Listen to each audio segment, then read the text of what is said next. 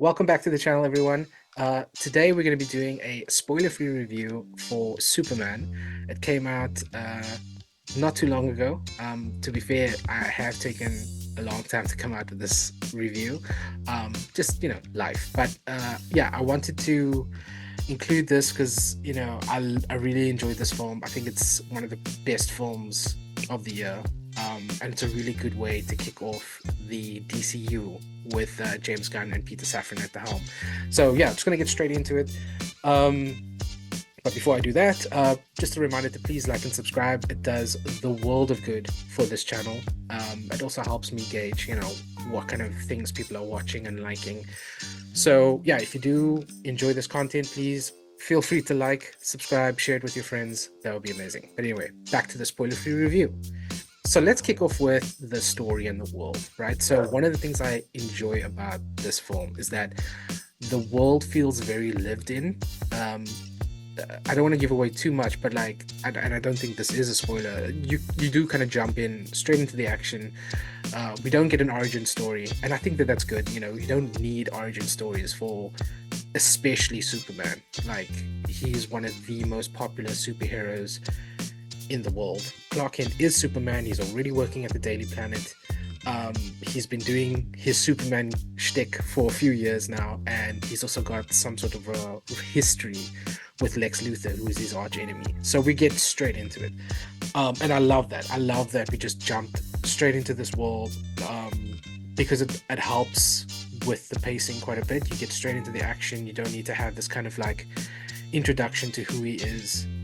Another thing that is included in the story, which adds to the depth and the kind of well-roundedness of the story, is it includes this really bold move of a sort of war that happens between these two nations, Moravia and Jean-Paul, and it obviously has clear parallels towards a real-life war between Israel and Palestine, and that's something that has been critiqued.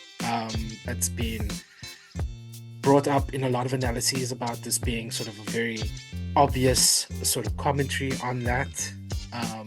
And people have criticized James Gunn for that, but I think it's just a really bold move, but also a necessary move. I think it's great when these movies that are largely used for escapism, and of course it's about this alien who comes to Earth and is a superhero, but there's still these kind of resonating sort of parallels to our real world, which I think is really great. So I didn't have a problem with that at all. I thought it was really, really interesting. And it also develops the world more. So it's not just a story that happens in Metropolis or Smallville or Gotham or whatever. It's giving a wider scope of this entire sort of universe, but our world within that universe. And yeah, I just thought that was really great. Another thing that I loved is that we jump straight into Lex as this arch enemy, this bad guy, and you are shown his obsession. Obsession is probably the right word, but I think hatred probably needs to be added to that, of Superman. And Nicholas Hoult brought this up in an interview where he was like, he thinks Lex Luthor hates Superman because he's everything that he would like to be and essentially can't be. I mean, envy is a big part of his characterization. And without getting into too much sort of in-depth spoilers or whatever, I mean, that is something that does sort of come up. But yeah, I love that we jump straight into that. They're already enemies. It's not like a Smallville thing where they're first friends and then enemies, or you have to see this kind of event that happens where they become at odds with one another. It's just something that we get straight into, and I love that. I also love that this film has largely quite a wholesome tone. It's one of those films, it's weird, it's definitely it has this very unique aesthetic. It reminded me a lot of the older Christopher Reeve films, even The Adventures of Lois and Clark, that kind of thing, where it's kind of this very unique sort of world, but it's very wholesome and very fun, and I don't know, I really enjoyed that aspect of it, and it has great visuals, and it's really well paced as well. I mean, this film is only about 2 hours and 10 minutes. I think there's going to be some instances later on where I talk about maybe some of the characters that aren't that fleshed out in this, but I also don't think that's too much of a criticism. I think this is a Superman story, so and there's a lot of different stories to be told within this universe, but we'll get to that later. Okay, so let's get into some of the performances. All the performance in this is great, to be honest. I really enjoyed them, especially the leads. I think Nicholas Hoult is such a brilliant Lex Luthor. He's this kind of like irredeemable hater, which I really enjoy. I mean, sure, sometimes you can have villains with nuance and, villains that you root for or that you think have these great ideologies. But sometimes you just want a villain who's kind of like, he's just a bad guy. He just hates the hero, and he has this kind of like one track sort of like irredeemable sort of like, I'll do whatever I need to do to get what I want, basically. Then Rachel Brosnahan is Lois Lane. Like, I've seen a lot of Lois Lanes across all the different Superman stories, and Rachel Brosnahan, like, even during the marketing, like the trailers and stuff, like, she just embodies that character. I think what she does really well in this film is that she's not just a damsel in distress, she's actually doing stuff, and her superpower, her journalism, is given a lot of prominence, especially when she interviews Superman, which is something that they showed in like some of the trailers and stuff. So yeah, she's a really, really integral character to the story. She's not just a love interest. So I really enjoyed her performance as well. And then there's, of course, the man himself, David Corenswet, as the titular Superman, who I think captures the charm, the naivete, and the boyish wonder of like a classic Superman. It gives me big Christopher Reeve vibes in this. Like, he's so goofy sometimes, and a little bit like, he's like this little puppy, which will also leads us into our next character, which is Crypto, who reminds me so much of my own dog, Jasmine. She is also an absolute menace. I really enjoyed seeing Crypto on screen, and who has such a bigger part than I thought. I thought it was going to be quite just sort of a peripheral character, but actually is featured quite a bit in the film. So if Crypto is one of the reasons you wanted to see this film, you will not be disappointed. Then there's also the Daily Planet crew, who are also extremely well cast. They don't always have the most to do. I mean, Jimmy has some part to play in the actual plot.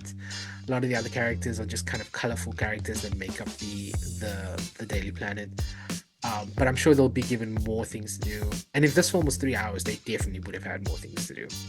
But I like all of those characters, and the casting for those characters. I thought it was really, really well done.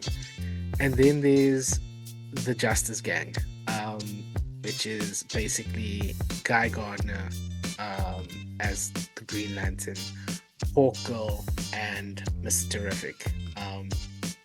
I enjoyed all of them as well. I mean, Nathan Fillion channels his Captain Hammer roots. For those of you who know who Captain Hammer is, that's a really deep cut from Dr. Horrible Sing-Along blog. But yeah, he channels Captain Hammer in this. He's just an absolute dickhead. And Isabel Merced is good. Although a character isn't really as fleshed out in this, but I think that's fine. I mean, I don't think you need to have a ensemble for this Superman story. It should be a Superman story. So I think it's good that there's some more side characters. One of the characters in the Justice Gang who does have a bigger part to play is Mr. Terrific, who is terrific. Oh no, he's incredible. I really enjoyed that performance. My standout scene in this entire film is a scene centered on him, where he has a lot to do, and it's just such a perfect James Gunn piece. Like, if you love Guardians of the Galaxy and some other films that he's done, Suicide Squad as well, like this specific scene, but also just the vibes in this whole film is like, that's pretty much right. It's classic James Gunn. The score was a big highlight for me as well.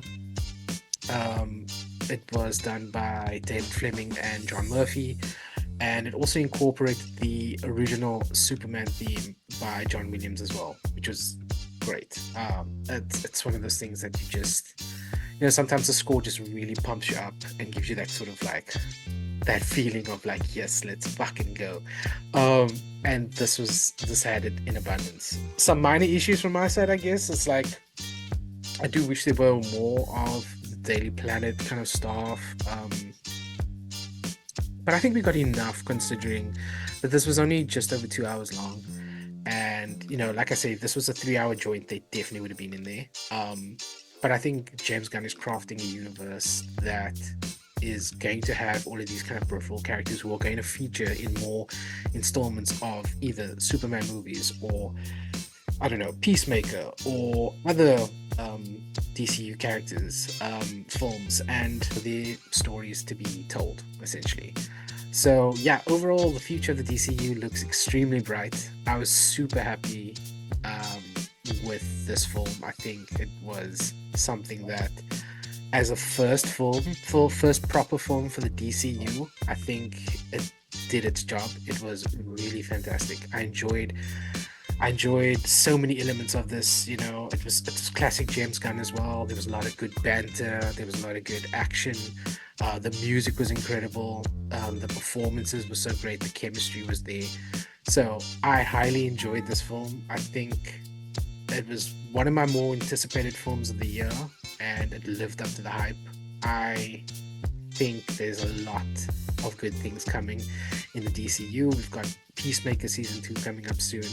We've got Supergirl, Woman of Tomorrow coming out next year, I believe. And then there's just a whole bunch of other projects like Lanterns as well, which is supposed to be this kind of true detective style show coming on HBO Max. So I'm looking forward to it. I'm looking forward to this. I love DC, as you can see. This is the Joker. Yeah, anyway, those are my thoughts. I give the film 8 out of 10 on Letterboxd, or 4 out of 5 on Letterboxd. Sorry, I just kind of like extrapolated that to 8 out of 10. So I really enjoyed this. If you have not watched this, I highly recommend you check it out. Watch it on the big screen. It is incredible. I really enjoyed it. But yeah, anyway, so that's my thoughts on Superman. I kept it as spoiler free as possible. Yeah, I don't think there are some moments, of course, that I'd love to talk about, and maybe in the future I'll do like a more of analysis on the film. But for now, this is what you get. So please watch it as soon as you can. If you have seen it, please let me know if you agree or disagree with some of my sentiments. Let me know in the comments. Once again, please like and subscribe. I really appreciate it, and thank you so much for those who have subscribed already to this YouTube channel. It's a growing brand of mine, and it's something I really want to kind of like explore more this year. So yeah, thank you so much, and we'll catch you on the next one. Peace.